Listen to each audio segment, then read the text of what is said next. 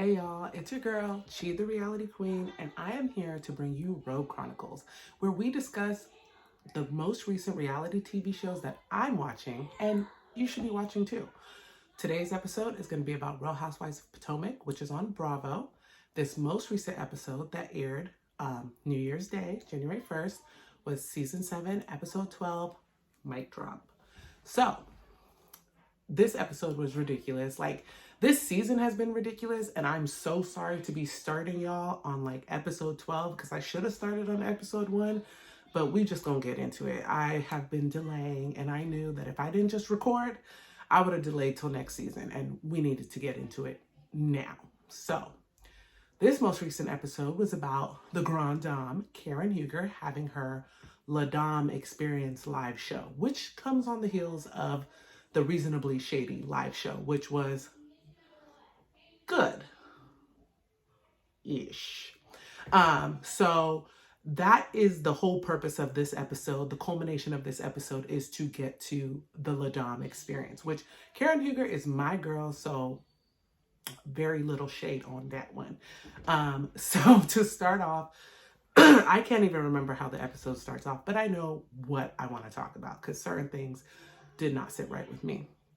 So during the episode, Mia has a conversation with Giselle in which Giselle brings up the fact that Karen came back to her and was telling them everything that her and Mia talked about, which Mia had told Karen that at some point she took a flashlight to look up her friend Jacqueline's hoo-ha, and they was playing doctor.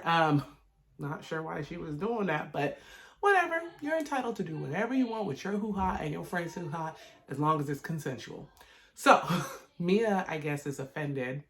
Not really sure why, but she is. Also in this episode, Giselle meets up with Ashley and her friends, which they call themselves the PYT, PLT, Pretty Young Things, Pretty Little Things. Not really sure what it is, but that is a weird group of women. I don't know any of their names besides Sesame Street, which I think her name is Deborah. And Ashley decides, I personally believe Ashley decided that she wanted to give her friend screen time. That's the only reasoning as to why she brought this friend here, because I cannot figure out any other reason for this girl and what is her purpose on this show.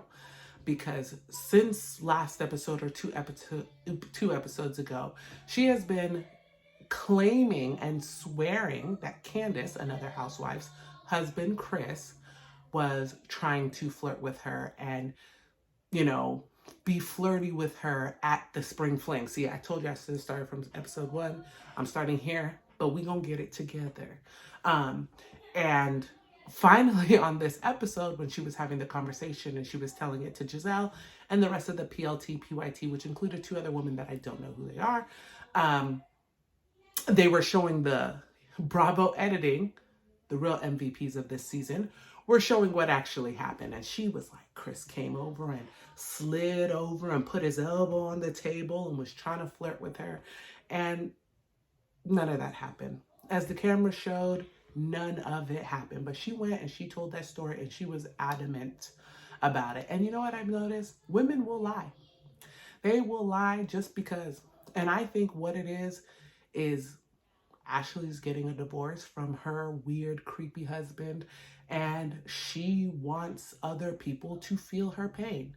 And I think that's a very weird behavior characteristic that a lot of people have, not just her, but a lot of people have this behavior there where they feel like, if I'm currently feeling pain, I want you to feel pain too. And that's why we have the phrase misery loves company, because there is no reason for her to have come with this crazy idea and bring it to her friend to bring to Candace, unless you just want Candace to be miserable like you. But what I love about Candace is not gonna let y'all come for her husband.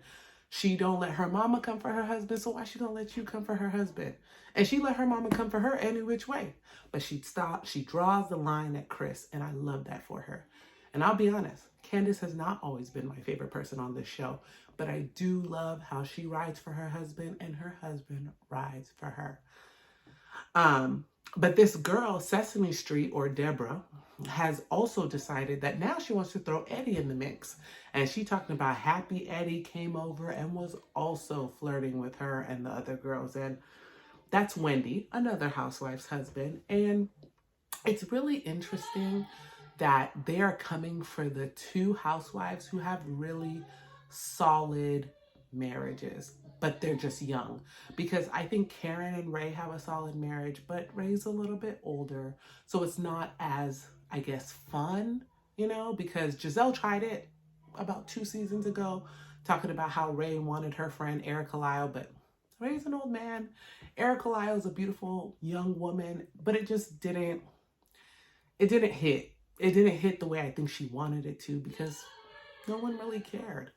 But Chris and Eddie are young, and it seems like they should want to cheat or whatever the case may be. So they're doing this to them. And I don't agree with it, but it is what it is. So she brought up Eddie and said that Eddie was also trying to get at them, or he wasn't as much as Chris, but he was being flirty. And when you go back to the clip, Eddie and Chris are just behaving like nice gentlemen. They're not doing anything that causes any cause for concern if that was my husband. But these girls are thirsty for attention, and Ashley is miserable and wants these girls to be miserable too. So that's just what it is, and that's what we're getting. Also in this episode, I'm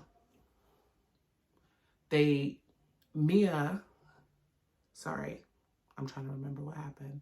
Mia and Jacqueline had a conversation with G in which they discussed, I guess, Mia and Jacqueline and G's relationship. G is Mia's husband. Mia is a housewife and Jacqueline is her friend. Hopefully that clears up any background y'all needed. But they had a conversation about their relationship. And honestly, I think it's a little weird because Jacqueline is Mia's best friend. So I 100% understand why Mia is trying to make her friend relevant, because I would do the same. If I'm on the show and I'm making money, I absolutely want my friend to make money too. I don't know about y'all, but I'm definitely bringing my friend along.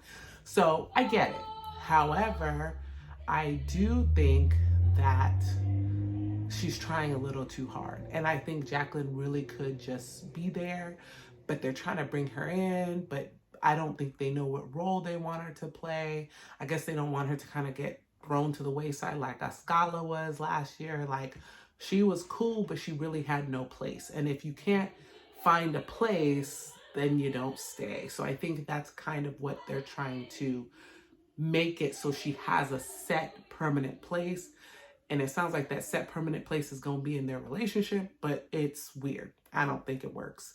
I think they should just try a little bit more naturally. Maybe find her a man. I don't know. Maybe one of the other housewives' ex-man. I don't know. I don't know. But they got to do something to get her in there a little bit more naturally. Because right now, I don't think it's working for them.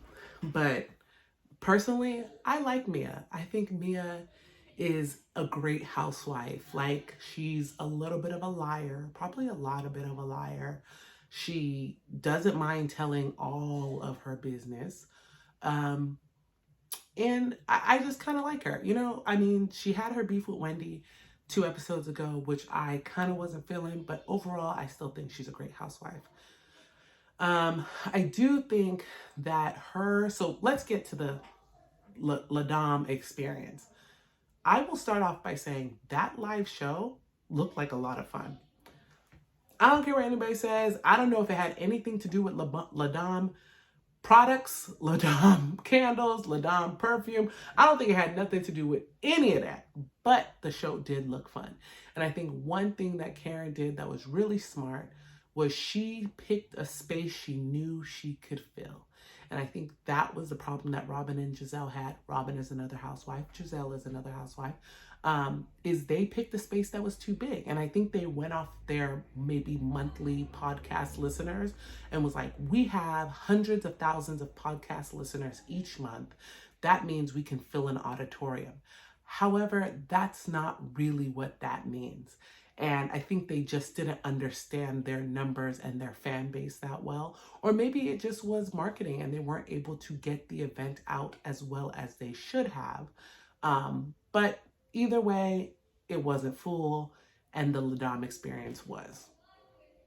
And I think that Karen understood that. Karen was like, I know I have fans, but I may not have as many fans that'll fill an auditorium. So let me get a smaller, more cozy space to fit my fan base. And that's what made it look like, you know, a full space. I think that the other girlies were a little bit haterish and they were like, what's going on? I don't understand what we're doing here or what she's doing here. And they're right. Like I said, I don't know what that event had to do with Ladom. But what I do know is the event looked fun. It looked like a place people wanted to be. It looked like people were enjoying themselves. And honestly, at the end of the day, if people have a good time, I don't think they really care as much about what actually happened. So that's my 2 cents. But at the event, Mia brought it up that she felt betrayed by Karen for sharing their conversation with Giselle, Ashley, and Robin. And I find that to be really interesting because I don't think Mia has a filter. She be telling everybody everything about her life. So for her to now be upset that someone is sharing her business when she literally only shares her business all the time to everyone, it seems strange. And not just that, I think what a lot of people are forgetting, and even Mia, Giselle, and everyone else is forgetting, is Karen came to Mia's house and prefaced her conversation by saying, this is what Giselle told me about you while we were on our trip in Miami. Is this true? So when Mia clarified, in my opinion, it's only right for her to go back to Giselle and say, hey, what you told me, I guess it was true. Or here's the additional information. It's not really that weird that she took it back to Giselle when she prefaced her conversation of, Giselle told me. So that's just my little 2 cents on that little topic. But I think sometimes they're just looking for drama, which I don't mind. I don't mind because that's why I watch the show. But, you know, that's what I think it is. They're just trying to have a little beef between the two of them. Then we get to the great part where Candace, well, not Candace, but Ashley tries to approach Candace and be like, oh, this is my friend that Chris was flirting with. Do you want to talk to him? Ma'am, no. What do I need to talk to her for? She is a liar. There's nothing to discuss. And I love that Candace shut it down, because that girl is trying to get her 2 minutes of fame, 15 minutes of fame, 30 minutes of fame, 3 episodes of fame, but she's trying to get it, and Candace is not going to let her have it at the expense of her and her husband. And I rock with that 100%, because girl, no, get out of here. So I definitely love that she shut it down. And I think Ashley needs to find a new, story, because her husband refuses to be on the show. And honestly, he was a big part of her story because he was weird, touching on people, being creepy, being problematic. And that was a huge part of her story. So without her husband, we find that Ashley's a little bit more dull than we thought. You know, she now has 2 kids and she be drinking Ronas all day. So it's not really too much to talk about the girl about when her husband isn't there acting a fool. So I love Ashley. I do. I actually really love this whole cast. Like, I mean, obviously I like people more than others, but I really love this cast in totality. So I really want Ashley to find another story, but I don't want her to find it at the expense of Candace and her man, or Wendy and her man. But I also want to point out that I love how Wendy and Eddie handled the situation. They just laughed it off. They had a conversation. They wasn't even going to pay it no mind. And that's funny to me because it's true. Like, don't pay this girl no mind. Pay her in dust. Okay? Pay her in dust, because she is trying to be relevant and she doesn't need to be relevant. But anyways, this episode was fantastic. I loved it. I think that they went through the entire episode. They didn't leave us on a little cliffhanger. They actually ended it, which I love when they do. I hate when we have to wait, to the next episode, Don't even get me started on Real Housewives of Salt Lake City, Heather and her little black eye. We're going to discuss that. Don't worry. But I don't like that. So I really was glad that this episode, finished out. Next episode seems like it's going to be really good because they're going on vacation. When the girlies go on vacation, shit gets good. So I'm really excited for the next episode, and I plan to do another drop, hopefully the following day of the episode, because since I'm doing it in my robe and I'm not getting all dolled up and everything for you guys, and we're keeping it real comfy, real cozy, hopefully I can get these videos out much sooner and you guys can enjoy it and give me your feedback. Like, leave me feedback in the comments. Tell me what shows you want me to talk about. I have no problem watching new shows. I love almost all Bravo content, watch a lot of Netflix realities, TV shows, and I am your reality TV girl. So if you have any ideas or you want to know which reality TV shows to watch, find me, watch my channel, and I will tell you and I will give you the breakdown. See you next time.